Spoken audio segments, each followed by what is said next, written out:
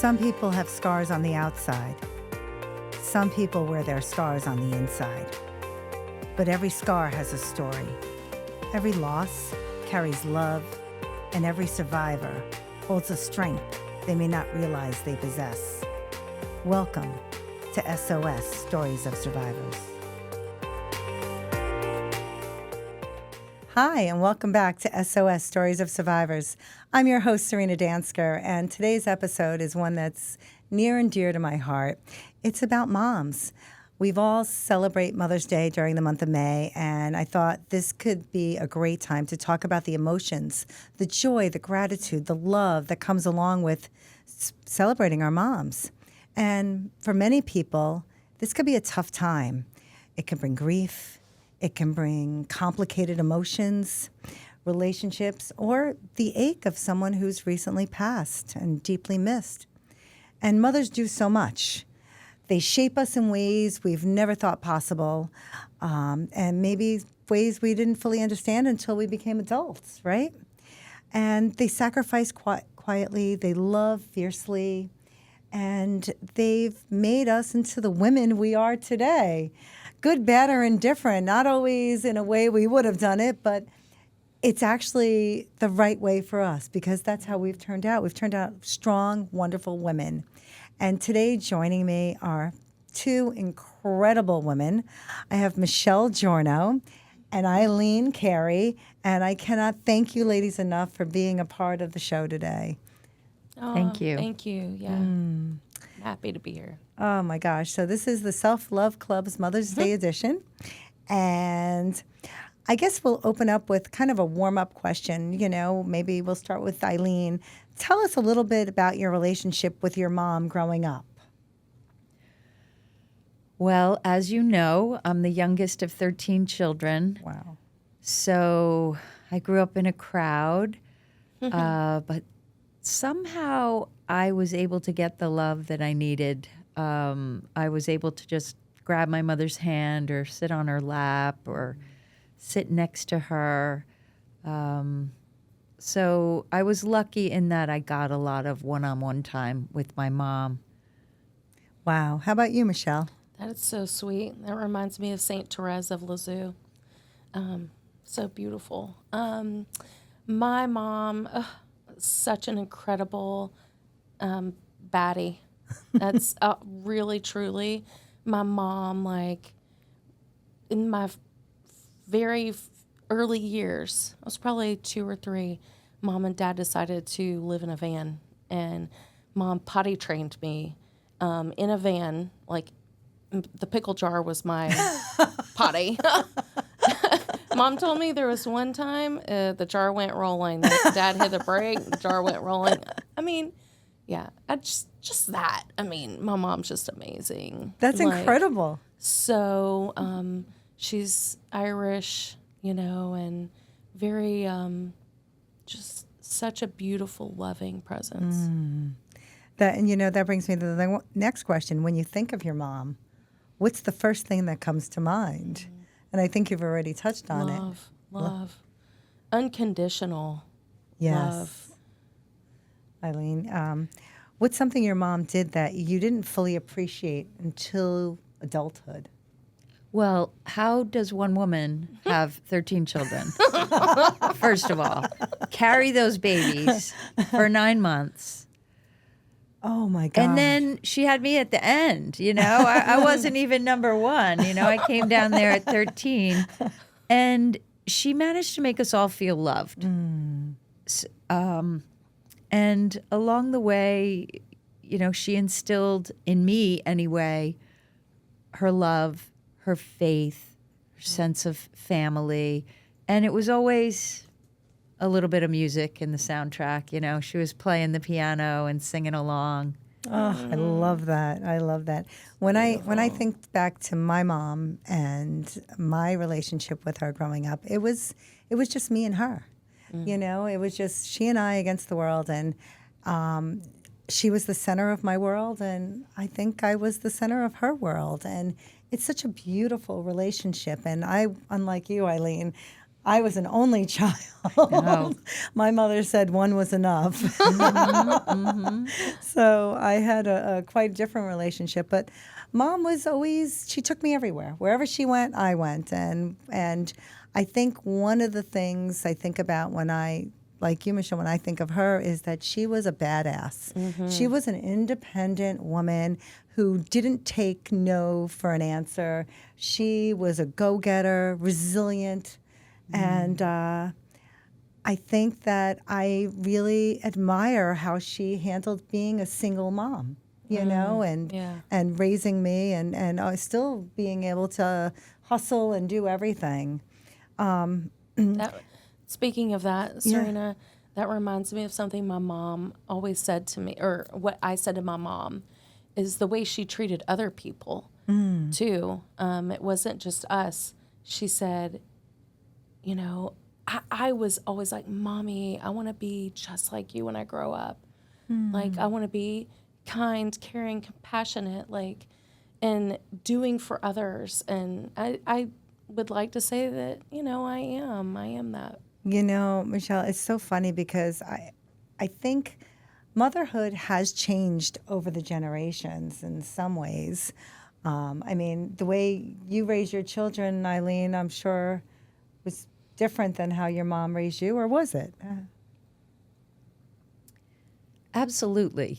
Yeah.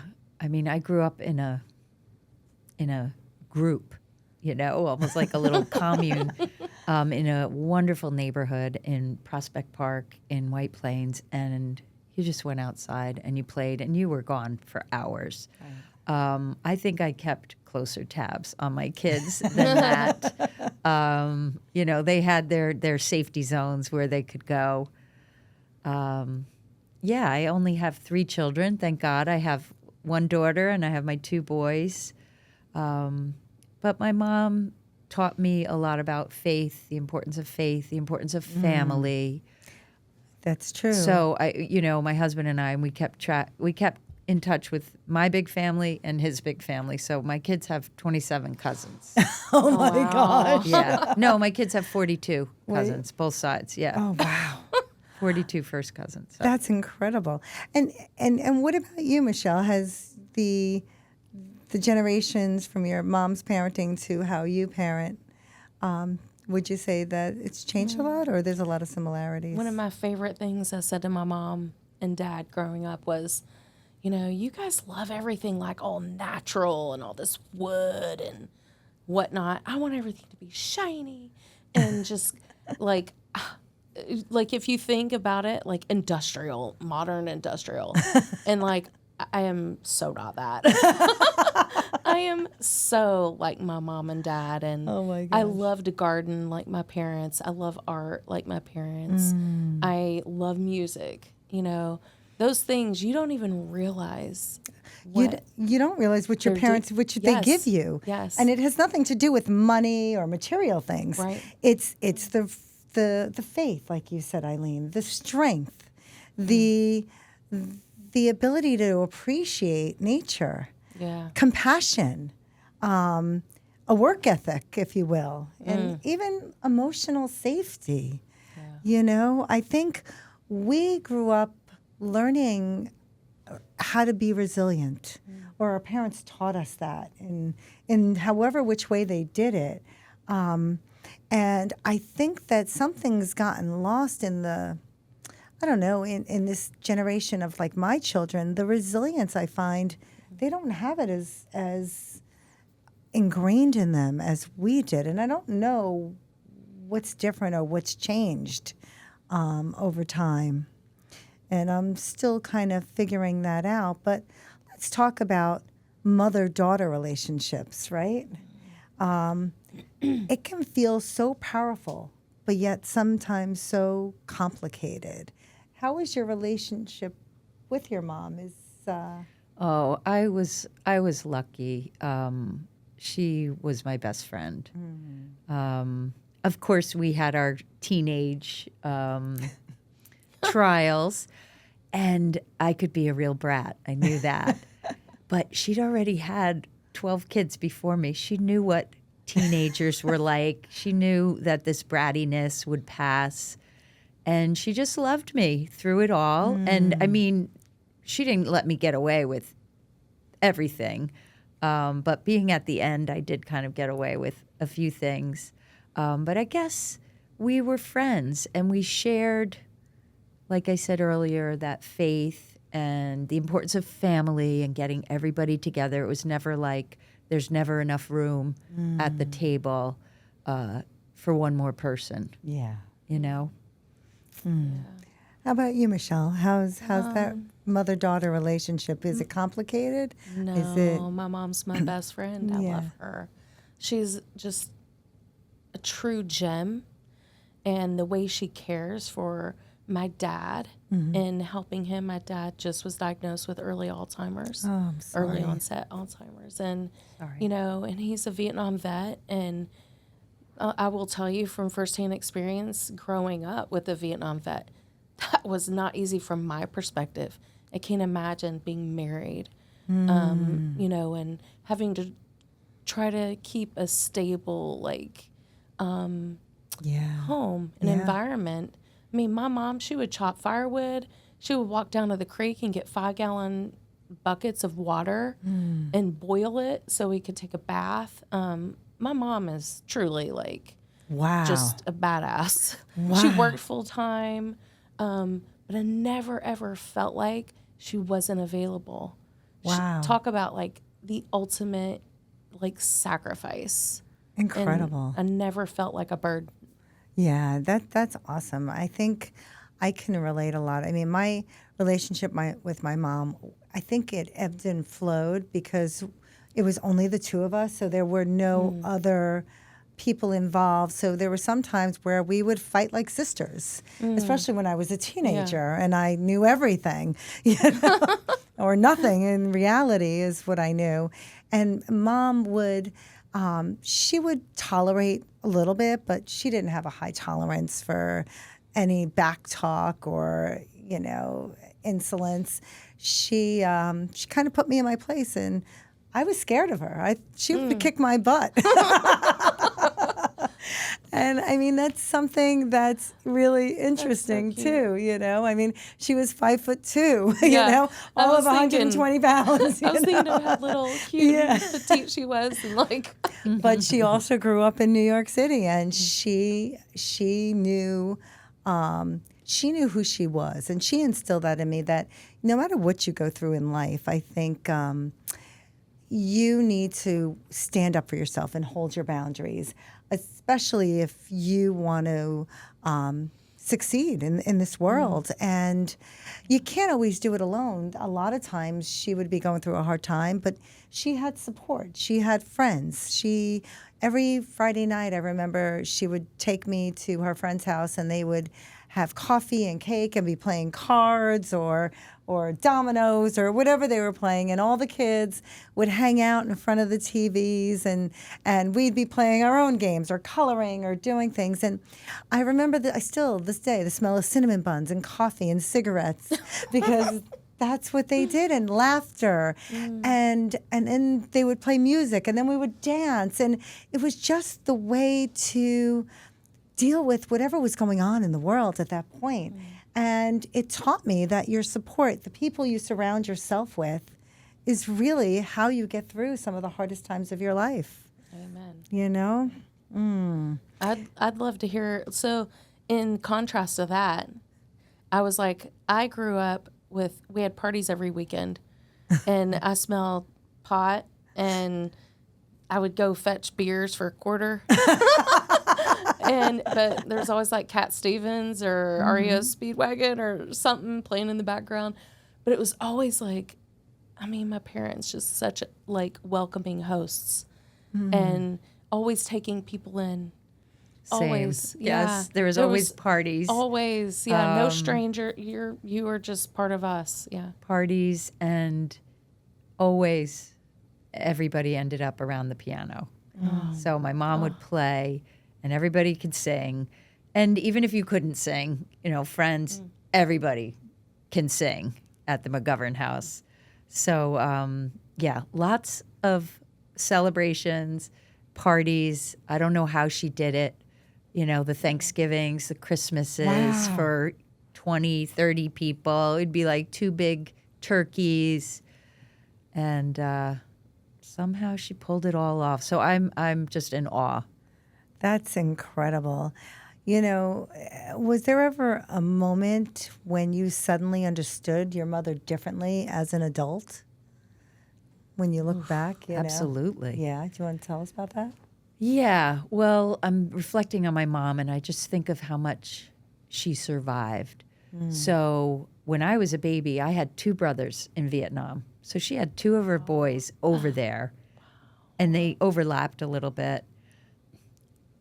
Thankfully, they made it home.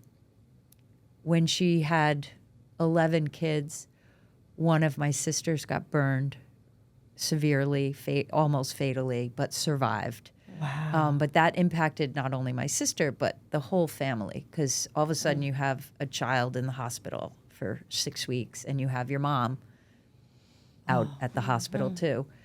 And then I guess I think it was when I was born, my parents were older, so they were 40 when I was born, and that was when Dad started, you know, having his little dalliance with his mistress.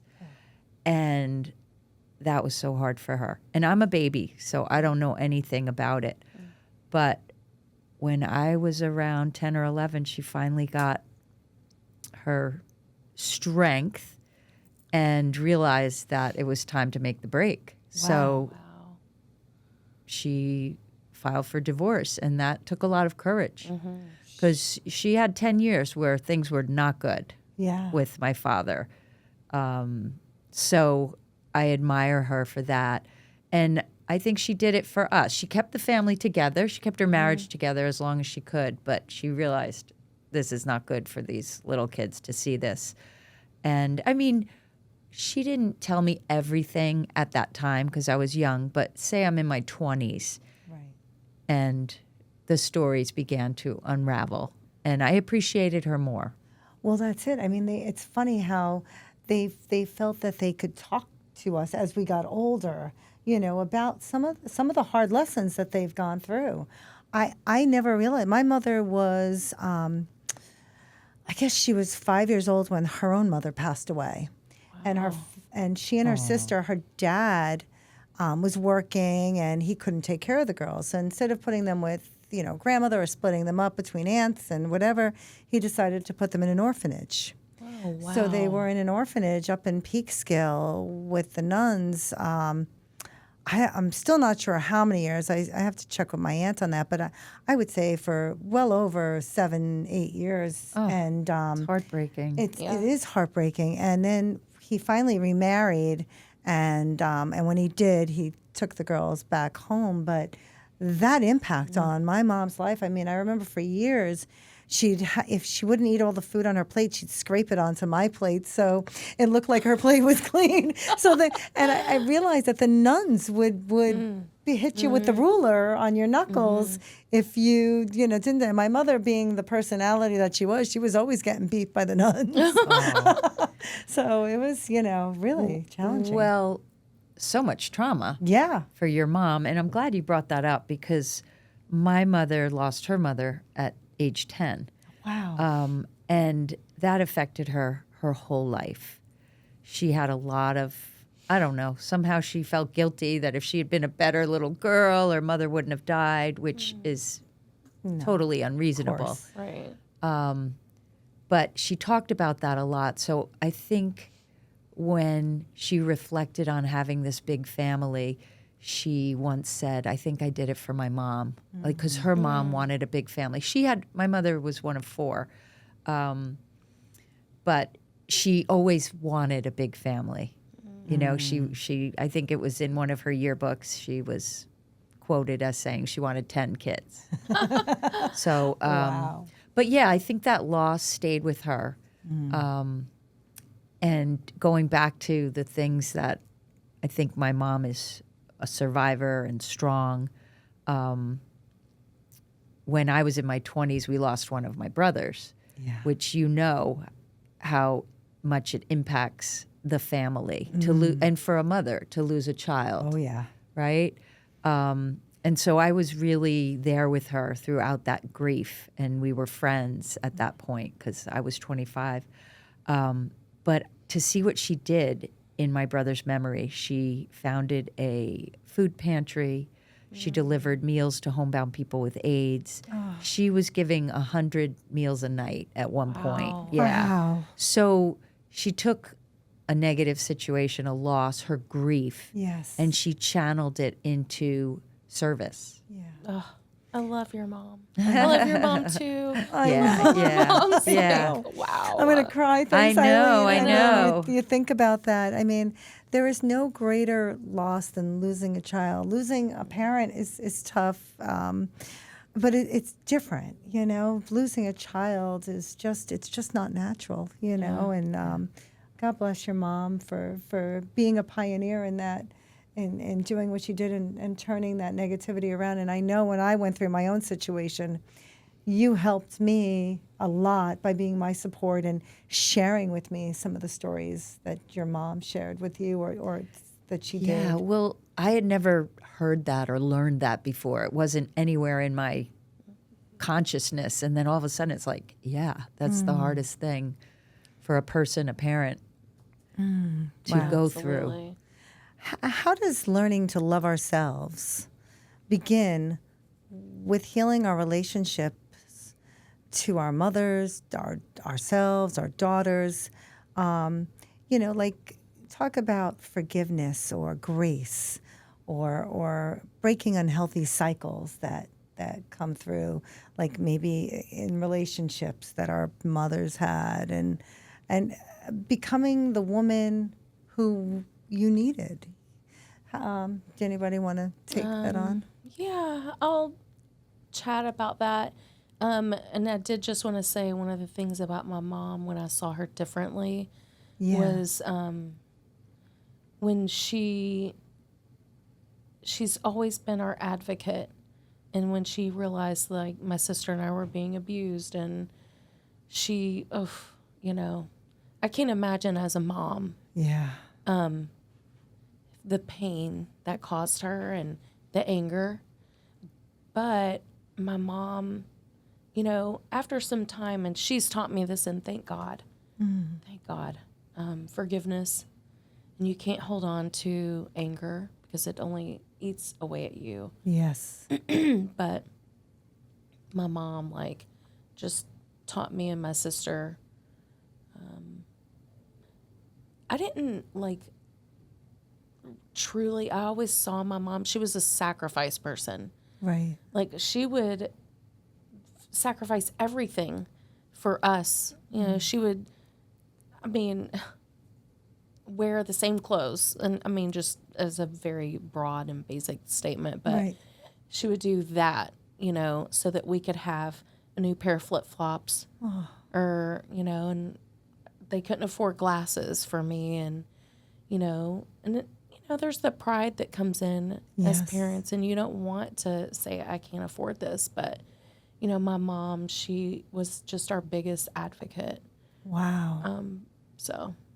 Michelle, I'm really glad you touched on forgiveness because I think that is a gift that my mother showed me, you know, during difficult times with my dad when he could be verbally abusive.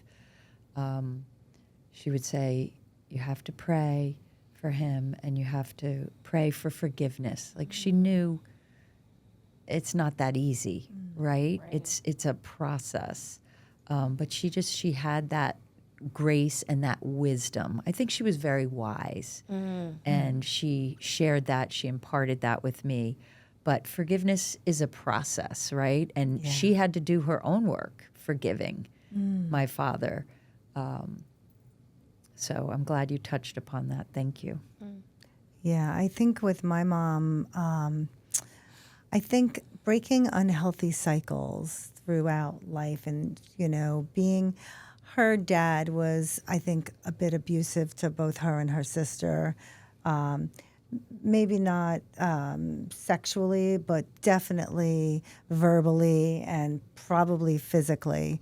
So much to the point where my mother stood up for herself, when she started working, her dad was like, well, you're going to give me your paycheck. You're going to have to pay to live here in this house. And she said, like, hell I am.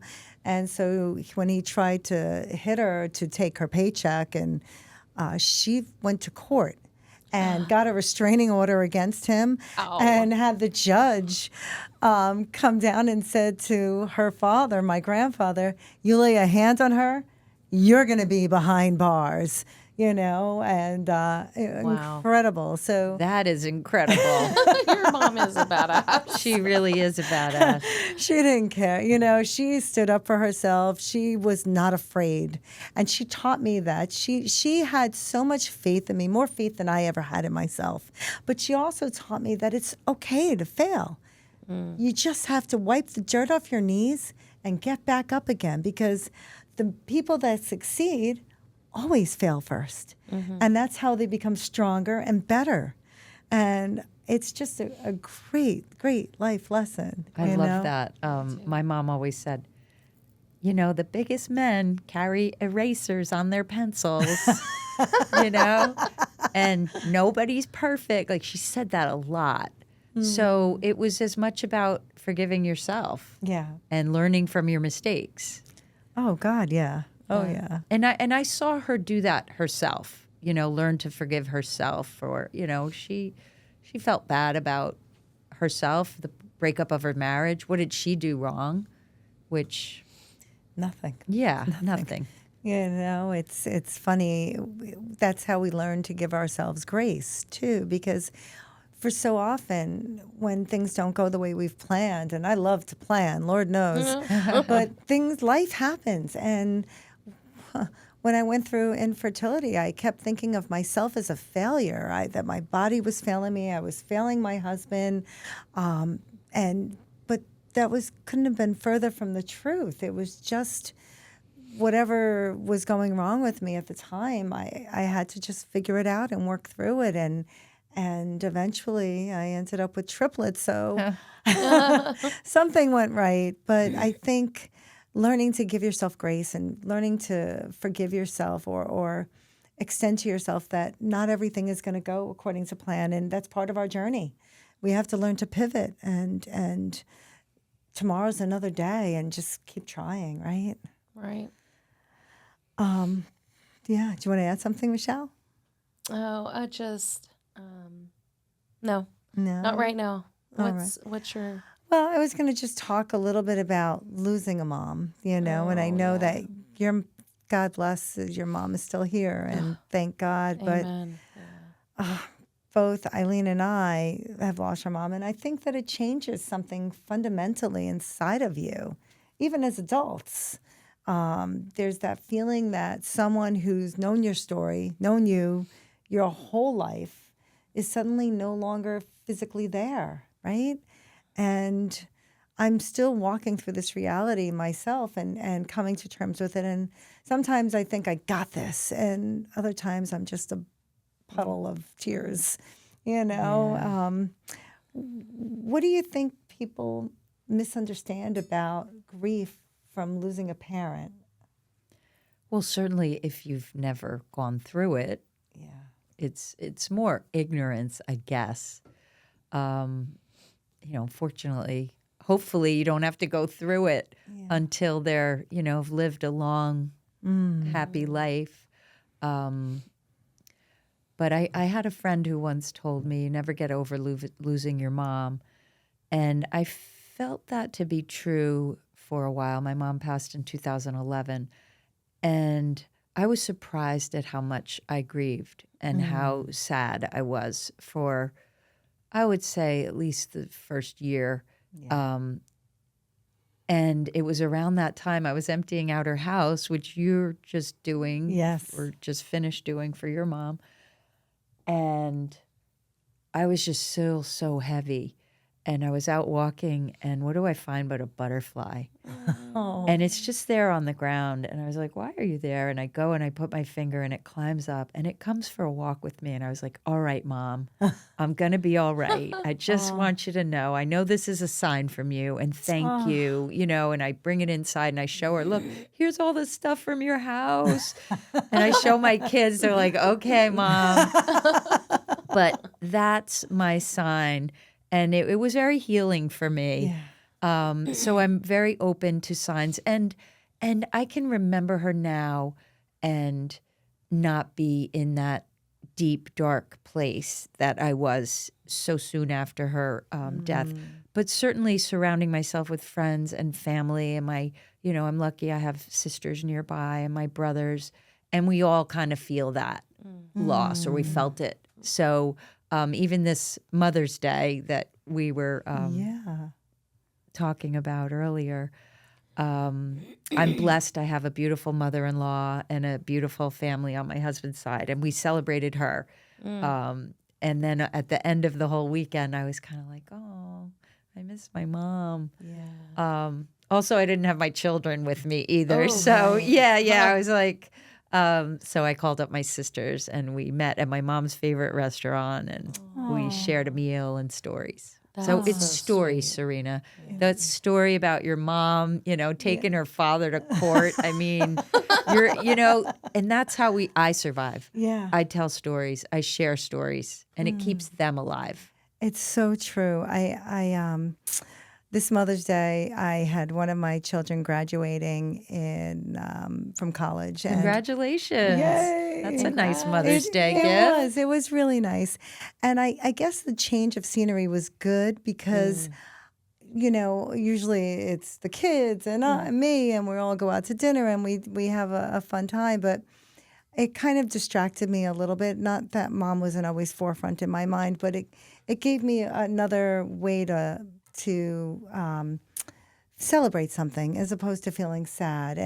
And we traveled home on Mother's Day, and my husband took me out to dinner, and it was nice. But we talk about my mom, and even over dinner we would talk about the stories about how she loved to have her sweet, sweet wine. And then after every meal, every time we went out to dinner, she had to have coffee.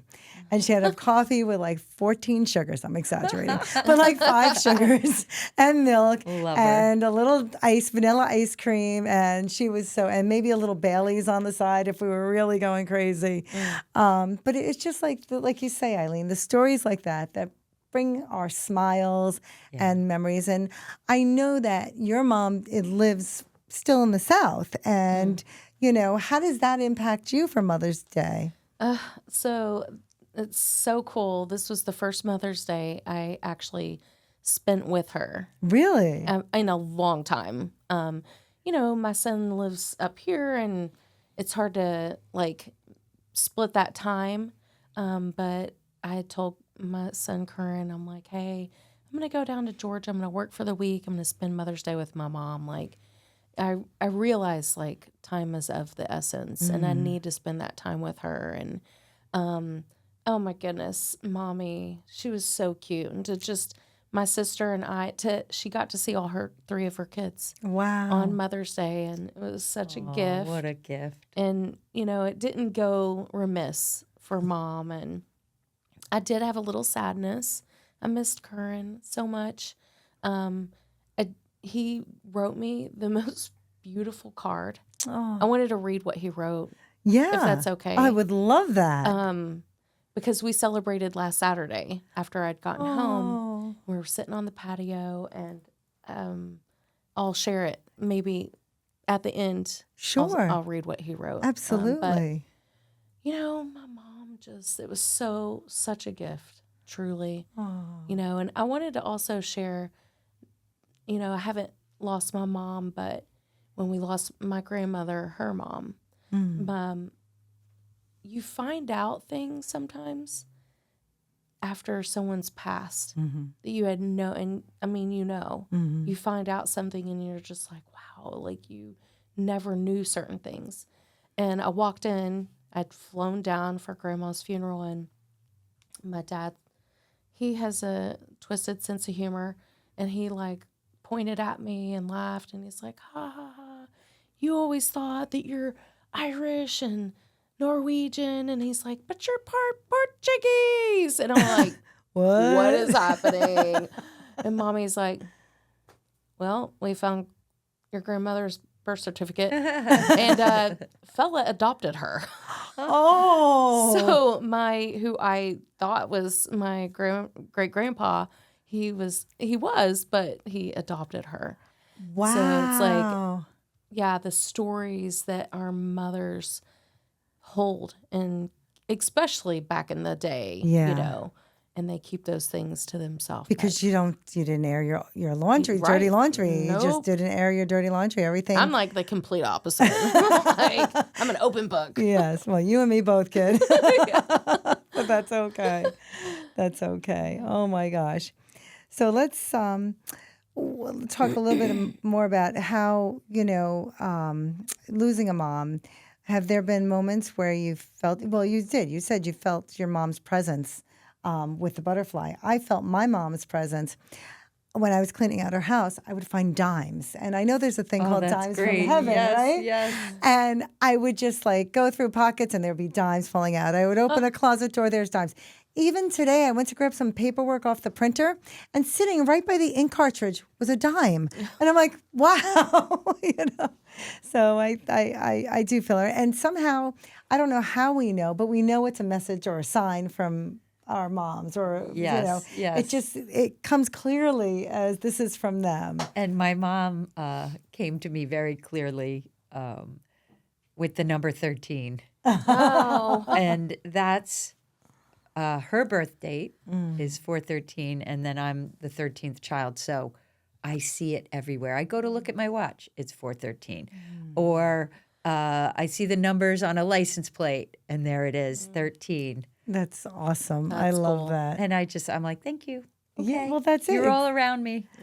What advice would you give to someone experiencing their first Mother's Day without their mom? I mean, you touched on this a little bit, Yes. I love kind of what you did. You were maybe out of your norm. Right. And you didn't have your children either. Right. Definitely surround yourself with family Mm-hmm. and hug, if you are lucky enough to have children, hug your children Yeah. and pass that love along, right? Yeah. And And the stories, share always stories, right? share stories, sing songs. I mean, I have so many memories tied with songs, and one of them will just pop up on the radio, or I'll just start singing it in my head. And I'm like, where did this come from? Okay, Mom. Oh, and if your mom could sit beside you for 5 minutes today, what would you want to say? Thank you. Thank you, thank you, thank you, thank you, thank you.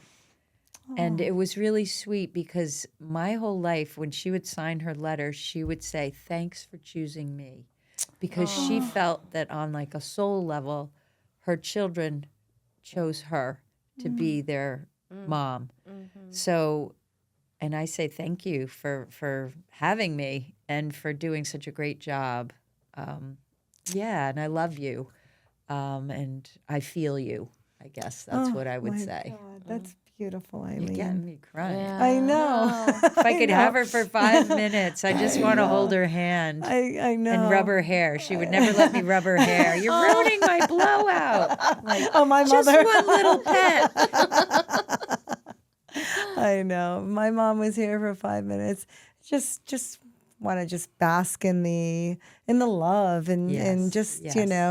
her quirkiness and fun. I guess I'm blessed because my mom was such a big force and a big part of my life that she hung out with all of us. She did. Yeah. She did. Yeah. And just I think I would just dance with her one more time to Yeah. like ring my bell or one of those That's great fun. 70s disco Yeah. songs and just enjoy the energy, Right. and just have fun and laugh and be carefree and be a free spirit because, it's what life is all about, right? Yeah. Right. Serina, it's so funny because after my mom passed, I glommed onto your mother. And her mother's name is Joan, the same as my mother.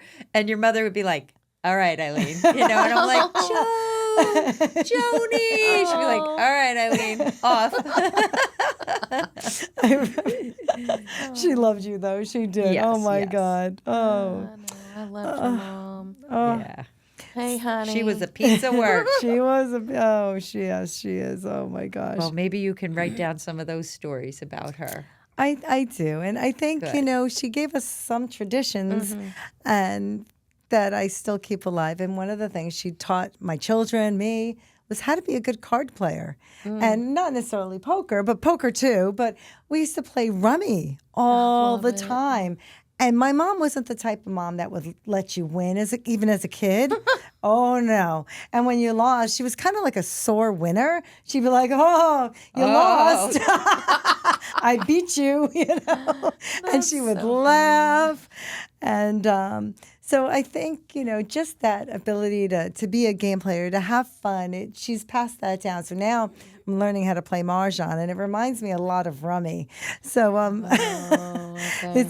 it's kind of fun. Do you have a tradition that I mean, your mom's still here, but that you'll keep and pass on? Yes, two things. One, I just wanted to say about feeling the presence. I still feel my grandma's presence. I used to go to mass with my grandma, and I go to mass as often as I can. And when you really just are thinking about that person, sometimes you feel their presence. I remember smelling, and I guess it was maybe incense, but I was like, Grandma, like it was so cool. But one of the traditions, just to segue now to that, my mom is like such an amazing hostess, and an amazing cook and a baker. She owned a bakery, but she puts love and intention into everything she makes.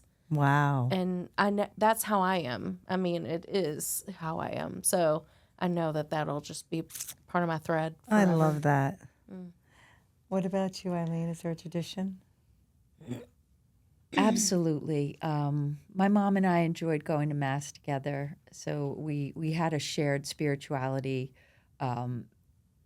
that also was beyond church. We liked, she had her little set of runes, and we've had tarot cards, and we've visited, different psychics over the years. So she's definitely come through for me. Definitely singing Broadway songs, Cole Porter, George Gershwin. That is definitely a tradition. And gathering for every occasion. I threw a 75th birthday party for my oldest brother. I threw a 70th for my other brother. And I feel like she appreciates that I'm a bit of a connector. I bring people together, and it's never, we can't invite everybody. We do invite everybody, which sometimes I make myself crazy. And she would get a little stressed out, before Christmas and everything, like with all the presents and all that. And Christmas is a big tradition too. Just decorating the house, the carols. Christmas is my mom for sure. Oh, I love that. I love that. What do you think? Do you see parts of your mom in you now? I know when I look in the mirror, sometimes I see my mom reflected in there, and it warms my heart, honestly. And when I think about what my mom would want for me now in my life, I think peace. I think she'd want me to have just peace of mind, or just peace of knowing that she's okay, and that she and my son Scott are together. And just a funny little aside on that story: when Scott first passed, we were all shocked and devastated. And as the years have gone on, we would talk about it, and we'd be like, "Mom, you're going to be 88. You're probably going to be the next one of us to go. So when you see Scott up in heaven, you give him a punch for me, saying, what he did was wrong, and he really messed up." And she said, "Don't worry, I got this." So within a day or two of Mom passing, talk about signs, I have this dream, and Scott comes to me in my dream, and he's got this black eye, and I look at him, and I'm like, what's that? And he's like, Nana, because that's what we called her, you know. And I'm like, what? And then he erases it because it was just energy, and he goes, just kidding, you can't get those here. But he wanted to show me that she kept true on her promise of giving him the black eye or punching him. That is beautiful. And but it's, you know, and I know that they're together. I went to a medium as well, and she said that, you know, it was a little different than what my mother would have expected. She would have expected to welcome him, but he welcomed her into heaven, and he said, "Welcome to the party, Nana." And they went off dancing together because that's what they would do. Yeah. You know. Love that. What do you think your mom would want for you for your life right now? Oh, she wants me to love myself purely, unconditionally. She wants me to have peace, peace of mind, peace in my heart. She wants me to love purely and unconditionally. She wants me to let go of any judgment of others, of myself. Wow. Very high aspirations. I'm trying, Mother. Oh. And I know your mom's still here, but I know your mom wants things for you too right now in your life. Yeah. Mommy, I love that you both said peace. That's so true. You know, she just wants that peace. Yeah. But I know my mom wants me to feel like I'm enough. Like I am enough. Yeah. And I am God the Father's beloved daughter, and that I'm worthy of all the good things. And the bad things, they were just lessons. Yeah. They Yeah. were just lessons, and you know, it's okay. I love that. Finish the sentence. The greatest thing my mother taught me was Kindness. The thing that's popping in my head is love, because I remember asking her when I was pregnant with my second child, and I was like, Mom, like, how can I love this baby as much as I love my first baby? And she said, there's always enough love to go around. Oh, That's amazing. so Always enough sweet. love to go around. Who better to say that? Yes, this that is true. has I 13 know. children. You would have thought I would get the dregs at the end, but I didn't. I didn't. It's true. She had enough love to go around. Wow. The greatest thing my mom taught me, I believe, is being independent. Independence. I think it was really one of the greatest lessons she ever could teach me, that I didn't have to rely on anyone else, that relying on myself would be enough, and that I am enough. Yeah. And it's true. How about one word to describe your mom? A favorite memory, or maybe something your mom always said? Go ahead. I'm like, oh, there's so many. There's so many. You can go first. All right. Well, I think my mom' favorite memory would be that no matter where we were, she always loved to dance. Whether it was the local pizzeria, we'd be on the beach and there'd be a band playing. It doesn't matter. It could be just in the streets and we'd be dancing across the street.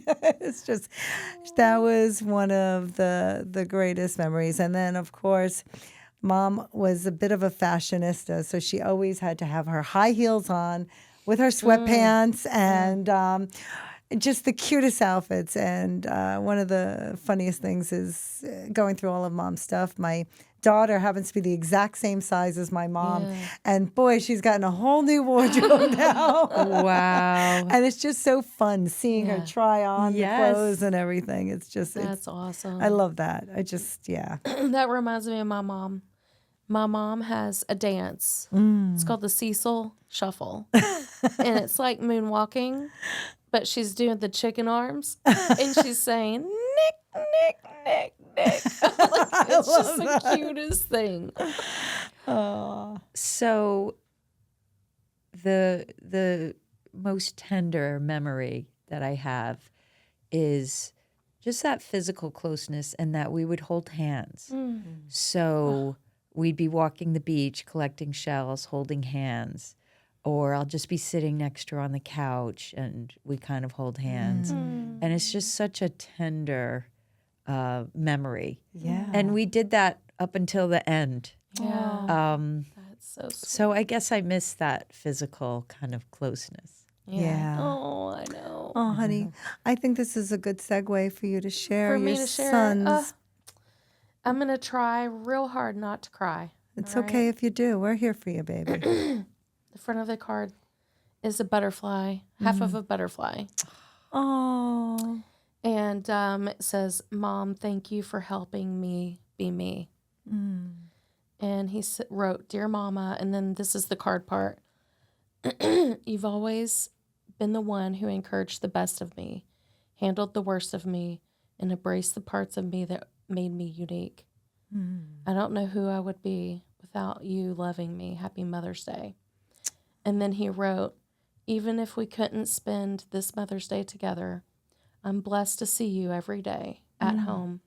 I'm so thankful for all that you do, and I will forever cherish our conversations. Thank you for always being my mom, my friend, and an endless support. Love, Carey. Oh, I love that. Oh, my gosh. Oh, honey.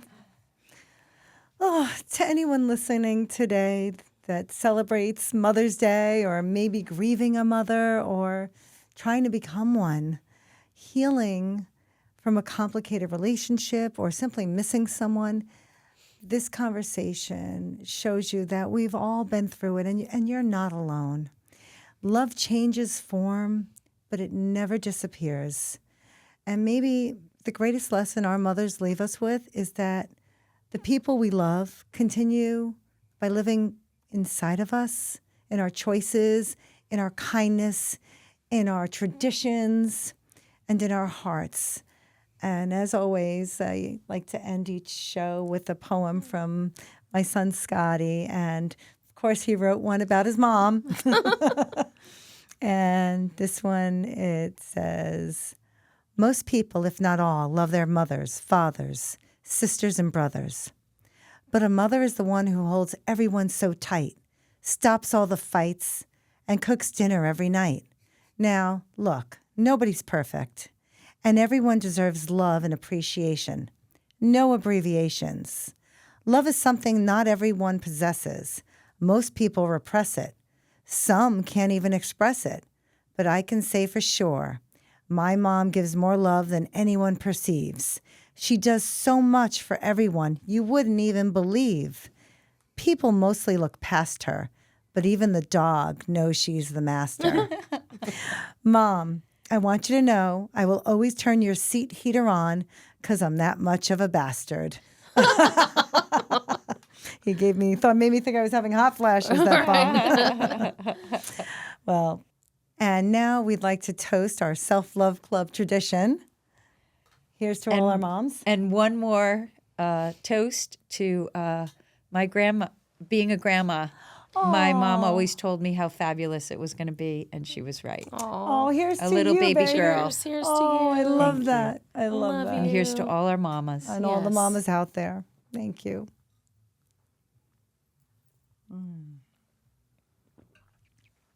To our audience, please be gentle with yourself. Honor your love, honor the grief, and remember, you are never alone. This is SOS Stories of Survivors, where survival sparks the soul. We'll see you next week. Thank you.